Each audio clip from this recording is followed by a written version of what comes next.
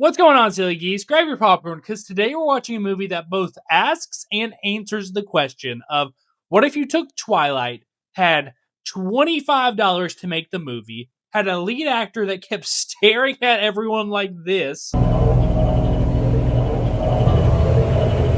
had a touch of some very controversial views. Blood is sacred, and we are not allowed to eat blood of any kind. And had a whole subplot dedicated to It's advancing very quickly. The last vampire on Earth follows Chloe. She's a college student studying anthropology, but, with a tad case of age tray. And then we have Aurelius, who's studying hematology and is mostly described as the palest person ever. Been stuck inside his whole life. But, is also a Vampire. The movie starts with Chloe and her friend sitting down to talk, and this is where you really get to see the quality here. Because one, it just looks bad, and it's 2010 that this movie was made. It should look better than this. But also, if they are more than like a foot away from the camera in this movie, the audio sounds like this. Hey girl, how's your day going? Oh, pretty good. I just had a massive test in chemistry. I had to get that done. They all go to class where the professor pretends to write on the whiteboard for a little bit. And then lets them know that this year in their literature one-on-one class, they're going to have to act and wear costumes. And they are going to perform none other than Bram Stoker's Dracula. And if they got a problem with it, then they can. Get over yourselves. He starts assigning roles at random and just happens to randomly pick the palest person ever to play Dracula. Aurelius, you get the honor of being Count Dracula. And with Aurelius playing Dracula, Chloe is set to play the girl who gets bit by Dracula. That's her role in the play. Say Mina. The next day, Chloe goes to find Aurelius to go practice lines, and the first encounter goes really well.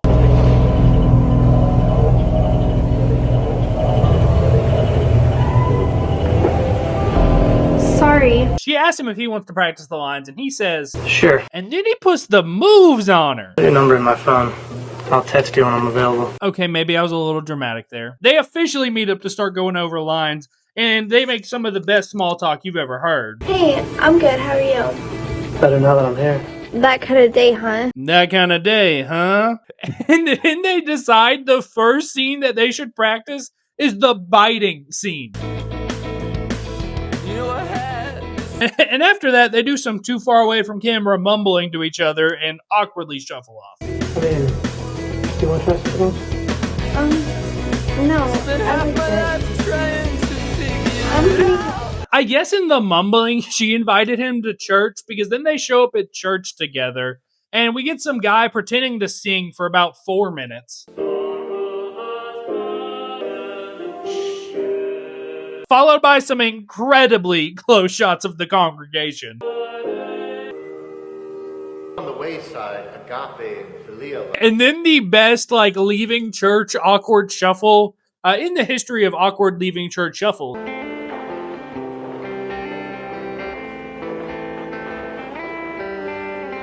After the service, Chloe introduces Aurelius to her dad, who's also the pastor of the church, because Chloe and Aurelius are dating now, and they're gonna go have dinner at her parents' house.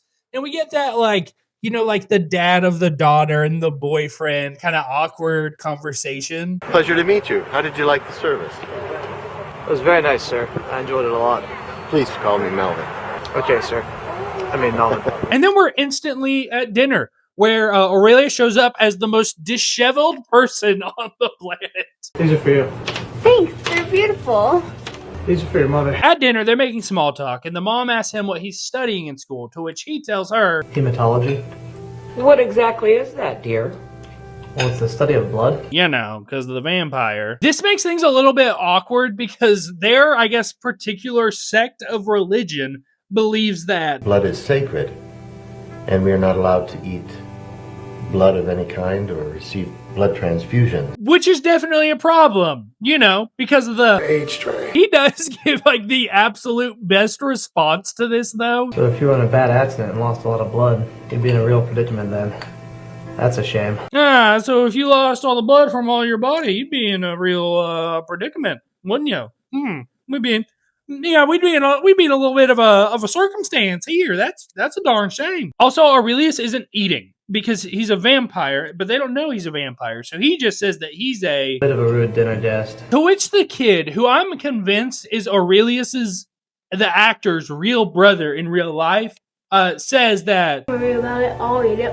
I bet you will, champ. After dinner, Aurelius throws up that gross human food and goes to get himself some real food. Are you running this bloodmobile? He tells him that he wants to Buy some of this blood from you. To which he very rightfully so says, Get out of my face. that is until he throws a random amount of money at him. And now his attitude changes real quick. They officially come to an agreement. Okay, Aurelius. You're speaking my language. How much do you want? And then Wayne, the blood bag guy, goes and changes into the tightest clothes he possibly owns and delivers all the blood to Aurelius's house. He drops off the blood and starts looking for Aurelius to get his money. And we get this jump scare of Aurelius using vampire super speed. You just gotta watch it.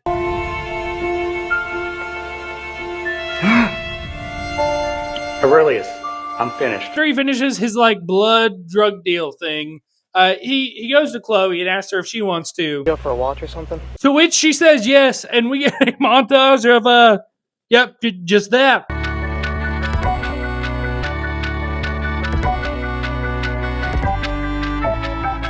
After their walk, they go out to get drinks or coffee or something like that.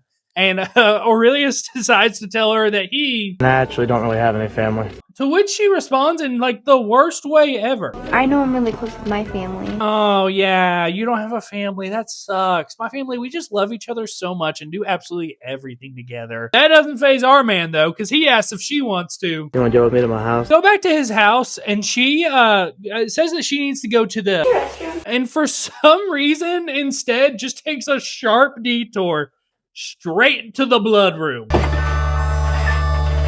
She doesn't really seem fazed by it. And they just, do their little conversation stuff as normal. And then she goes home and starts researching. And I think we're supposed to be able to see what's on the laptop. But, the camera quality just really prohibits that.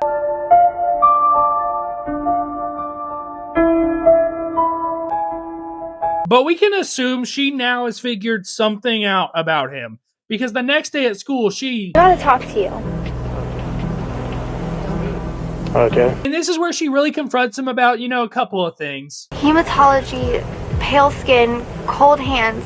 The colors of blood in your house. Yeah, one of those things is not like the other. I mean, the other three are fairly normal. A little odd, yeah, but they're normal. And then we get my favorite scene in the movie, which is a recreation of this scene from Twilight. Say it. Vampire. That I truly just need to play in full for you to enjoy in its pure cinema fashion. I feel this magnetism to you that I can't explain. I think about you all the time. You open your life to me, and I want to do the same. So tell me, what did you figure out? What did I want you to know? That you're Say it. a vampire. Yes. Then she asks him, and I can't make this up, the first question she asks him about being a vampire is, Did you see Jesus? and sure enough, I heard him speak a couple of times. He was a great man. Chloe goes home after this and collapses on the floor, because of the Age tray. and goes to the doctor and gets her official diagnosis, and he keeps giving her different drugs that he calls Different cocktails. which I'm gonna put out a little PSA here. I'm not a medical professional at all, but if your doctor currently is giving you different kinds of drugs and being like, ooh, try this little cocktail, switch doctors immediately. She goes and meets back up with Aurelius, and this girl tells them this story that I don't know why she tells this story, but she tells this story. He takes the paint with the gelatin in it and sticks it on his head. What a goofball. So then they immediately leave to go watch the stars, where Aurelius starts telling her about, oh, this cloud constellation is... In a square, one Pegasus' body. That line there is his neck and head. And it's actually just half of him, because, the gods were angry, and I was there, and I have a lot of... Stuff I wish I could have changed to prevent it from happening. she lets him know that, hey man, it's okay, because Just because you're a vampire doesn't mean you're a superhero. back at school they're practicing for the play because, yep, that's a thing that's still happening. Get over yourselves. And you know, they practiced the one scene earlier. And I wonder what scene the professor's immediately gonna want to practice now. We'll start with the biting scene. Chloe and Aurelius go back to dinner with her family, where it's really just a time for him to pretend to eat and for them to grill her about the Expense of your health? That is until Aurelius segues us out of it in like the most smooth way ever. Let's stay for some football. What do you say, Chad? Yeah, sure. You guys be up for tossing a ball some after dinner? I don't see why not. But before they go out to throw football, Aurelius goes to the bathroom, you know, because the human food, he's got to throw it up. And Chloe hears him and goes to check on him. Yeah, it's a side effect of eating. But that little snot-nosed brat decides to do some snooping and overhears, I mean, I know as a vampire you need blood and all, but which I'm sure won't be a problem later. They go outside and we get some shots of them throwing football that has nothing to do with the movie, but you just need to see them. I had a vision and the vision died, but then my habit got me wide-eyed. When the music stops, will you let him be cool and the Then they go to leave, and I am 99% sure that when they go up these stairs here, in the clip you're about to see, that the kid falls down off camera. Yeah, I mean, you heard that, right? You heard that, like, thump, and then... And, like, you almost hear, like, a little laugh from the mom. I need to see the deleted scenes. And it's here that we hit what I would say, like, is the lull of the movie, where we get some time with Aurelius, you know, filling up his blood bag for legitimately, like, 5 minutes of screen time, playing some ping pong by himself. We get Chloe going to the doctor because she's getting bruises, you know, because of the Age tray. And it's just a really slow grind here for about 35 minutes. That is until the son finally decides to confess to mom and dad what he saw. And he tells them that. Well, I heard Chloe say that he's a vampire. The mom makes what is like the most reasonable deduction here. They were probably just talking about that play they're doing. But the dad takes it a different way. This is outrageous. I'm going to get to the bottom of this. So he goes to Chloe and asks her, Is this true? This is very important. and makes sure to let her know that this is... This is very important. She gets a little stressed and kind of panics a little bit. So he reminds her that, hey... We can't let him wander around bringing evil into the world. He eventually does find out that Aurelius is a vampire. And, you know, he's really against this, you know, because... Blood is sacred, and we are not allowed to eat blood of any kind. So she asks him, like, hey, Dad, like, what are you going to do? Like, what's going to happen?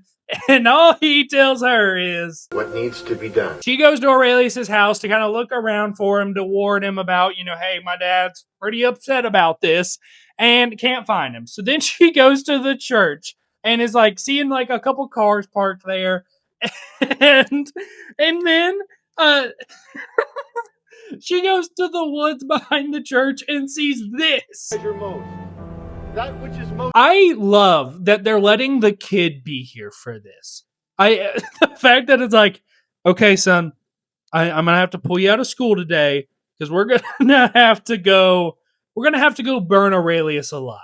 Chloe decides she will not stand for this and pulls a gun that she somehow has gotten out on all of them. And she's explaining that he's a really good person, mainly because he wants to help find a cure for diseases like AIDS. I know what you're thinking. You know where this is going. She's gonna reveal it. She's gonna say it. That's right. I have AIDS and it's advancing very quickly. I don't have that much longer to live, and I will not hesitate to shoot someone for trying to kill Aurelius. That last line's really important because then someone does try to kill Aurelius. They try to light him on fire, and yeah, she fully kills a man. I'm not playing around. She goes full gas station robbery and starts barking out orders. You, go untie him. So they do, and then Chloe and Aurelius go back to his house. Shame on you all.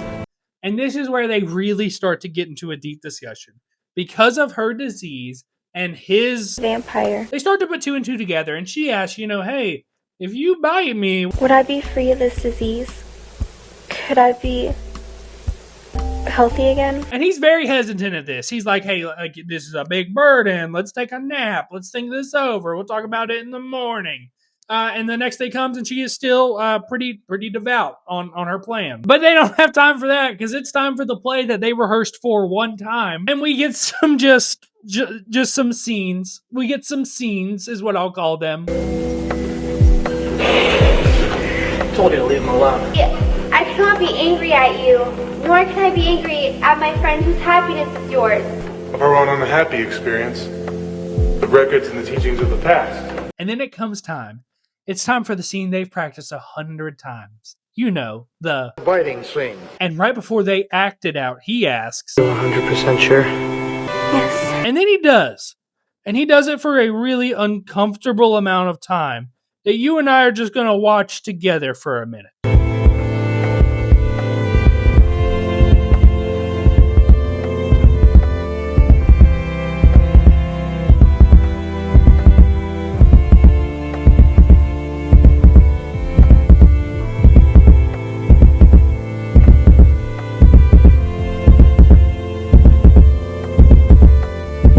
And that's the movie.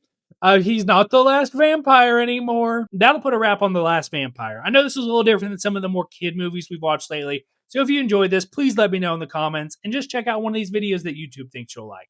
But until next time, stay silly, geese.